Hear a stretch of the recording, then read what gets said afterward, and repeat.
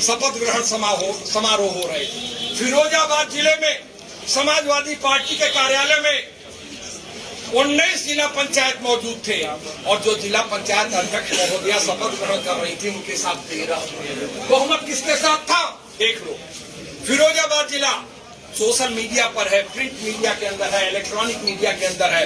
19 जिला पंचायत सदस्य विरोध में बैठे हैं और 13 जिला पंचायत सदस्यों के साथ शपथ ग्रहण भारतीय जनता पार्टी की जिला पंचायत अध्यक्षा जी वहां ले रही। नौतनवा में क्या हुआ? नौतनवा में 5 मतों के क्रॉस वोटिंग के बाद भी हमारे पास एक कम 60 वोट का 59 मत थे, 59 मत थे और भारतीय जनता पार्टी के पास 56 3 वोट हमारे पास ज्यादा है। कैसे बीडीसी की बैठक कराओगे दरोगा जी? पूछो अपने कप्तान साहब से। हर बैठक में बहुमत से प्रस्ताव पारित होगा। सदन के अंदर प्रधानमंत्री में अधिकार निहित नहीं होते हैं। प्रधानमंत्री भी सदन के अंदर हर प्रस्ताव को लाते हैं और हर प्रस्ताव पर हाँ और ना में मतदान होता है। विधानसभा के अंदर मुख्यमंत्री में अधिकार निहित नहीं होते हैं। हर प्रस्ताव सदन के पटल पर लाया जाता है और वहाँ बहुमत का परीक्षण होता है। जब हमारे देश की ये संसदीय प्रणाली है तो ऐसे में हम आपसे पूछना चाहते हैं कि कैसे आप क्षेत्र पंचायत की बैठक चलाओगे, कैसे क्षेत्र पंचायत की बैठक चलाओगे। और हम आपसे कहना चाहते हैं कि ये हमारी पार्टी के नेतृत्व ने आह्वान कर दिया, हम भी आ गए, लेकिन इससे काम नहीं चलेगा। अब तो धान की रोपाई हो चुकी है कि नहीं हो चुकी? तो जेल चलने के लिए तैयार हम जेल ऐसे नहीं, तैयारी के साथ। आप नीचे बोलो, एक गांव से 10 सत्याग्रही बनाओ, एक गांव से 10। तो अगर नौतनवा विधानसभा में 200 गांव औसत हैं तो 2000 सत्याग्रही हो गए कि नहीं हो गए? दरोगा जी और सोनौली के दरोगा जी, परसा मलिक के सब लोग बैठ के वारंट बनाएंगे तो रात बीत जाएगी, 2000 लोगों का वारंट बनेगा। समझ लेना मेरी बात। और 2000 लोगों को ले चलने के लिए कम से कम 50 बसों का इंतजाम करना चाहिए। गोरख महाराजगंज की जेल में 800 लोगों को रखने की व्यवस्था है। 800 लोगों, 700 से ऊपर कैदी पहले से मौजूद है। 2000 लोगों को कहाँ रखेंगे? अस्थायी जेल बनानी पड़ेगी। बिस्तर का इंतजाम करना पड़ेगा, बर्तन का इंतजाम करना पड़ेगा और शौचालय का भी इंतजाम करना पड़ेगा। बोलो सही कह रहा हूँ? 21 वर्ष की उम्र में अभी मैं एमएलए नहीं हुआ था, विश्वनाथ प्रताप सिंह मुख्यमंत्री थे। हम लोगों ने काला झंडा दिखाकर एक नारा दिया था, विश्वनाथ बावर्ची है, इंदिरा का शीलमती है। और 26 दिन तक लखनऊ की मिट्टी वाली जेल में रहे थे। उसके बाद 28 दिन तक हम लोग गोरखपुर की जेल में थे। और तब से लेके अब तक जितनी बार हम जेल गए उसका बड़ा लंबा रिकॉर्ड। मैं इतना कहना चाहता हूँ कि मुकदमा कितना लिखोगे प्रशासन के लोगों। 1999 का वाकया याद दिलाता हूँ। किसी मुख्यमंत्री योगी आदित्यनाथ ने अपने काफिले से पचरुखिया में सिपाही की हत्या कर दिया। मैं उसका आई विटनेस हूँ। उस FIR को निकाल के देखो, उसमें मैं प्रत्यक्षदर्शी हूँ। योगी आदित्यनाथ के काफिले से सिपाही की हत्या हो गई, सिपाही वहीं मर गया। पुलिस के लोग नहीं पकड़ पाए। कल्याण सिंह जी मुख्यमंत्री थे। योगी आदित्यनाथ ने अपनी कलम से वो मुकदमा वापस ले लिया। अगर सिपाही और दरोगा के हत्यारों के मुकदमे वापस ले लिए जाएंगे तो ये पुलिस वाले हमारे कैसी हिफाजत करेंगे? सवाल कहना चाहते हैं। विकास दुबे का कांड क्यों हुआ? योगी जी जरा उसकी तह में आप गए?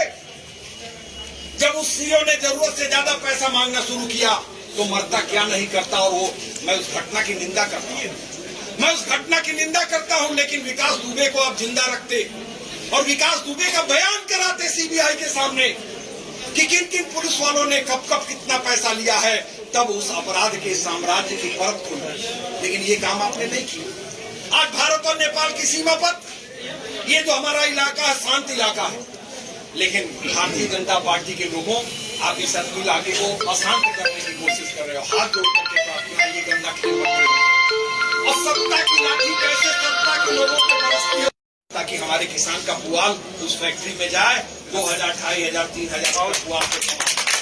हम आपसे मांग करते हैं कि आप खजाना आज आपके पास है, आप महाराजगंज को रेल लाइन से जोड़ दीजिए। हम आपसे मांग करते हैं कि महाराजगंज में एक विश्वविद्यालय की स्थापना हो। हम आपसे मांग करते हैं कि महाराजगंज में मेडिकल कॉलेज की स्थापना हो। लेकिन मैं कहना चाहता हूं कि जब कोरोना के सवाल पर मीडिया के लोगों आप भी सुनना, जब लोग कह रहे थे कि कोविड सेंटर होना चाहिए, बताओ इसी नौतनवा बाईपास पर हम जब दूसरी दफे एमएलए थे तो 3 एकड़ जमीन देकर के हमने 30 बेड का हॉस्पिटल बनवाया है कि नहीं बनवाया? सही। आज तक उस 30 बिस्तर के अस्पताल में कोई भी सुविधा भारतीय जनता पार्टी के 4.25 साल के शासनकाल में आई है? अगर आई हो तो बता देने का काम नहीं है। अंतर्राष्ट्रीय सीमा पर स्थित है अस्पताल। आज 15 करोड़ रुपए लेके जाओगे तब भी नौतनवा बाईपास पे वो 3 एकड़ जमीन आपको नहीं मिलेगी। ये कुंवर अखिलेश सिंह ने दान दिया। किसी राजा महाराजा की भी हिम्मत नहीं होगी कि जो 3 एकड़ जमीन नेशनल हाईवे पर दान देने का काम करे। उस अस्पताल में तुमने क्या किया? तुम क्या विश्वविद्यालय बनाओगे? तुम क्या मेडिकल कॉलेज बनाओगे? मैं बड़े ही अदब के साथ कहना चाहता हूं कि उधर शपथ ले रहे थे पंकज चौधरी जी और इनके उम्मीदवार साधु गुप्ता के घर में महाराजगंज की पुलिस खुटाहा में बहू बेटियों को बेइज्जत करने का काम करेगा। समझ लो, साधु गुप्ता पंकज चौधरी के उम्मीदवार थे।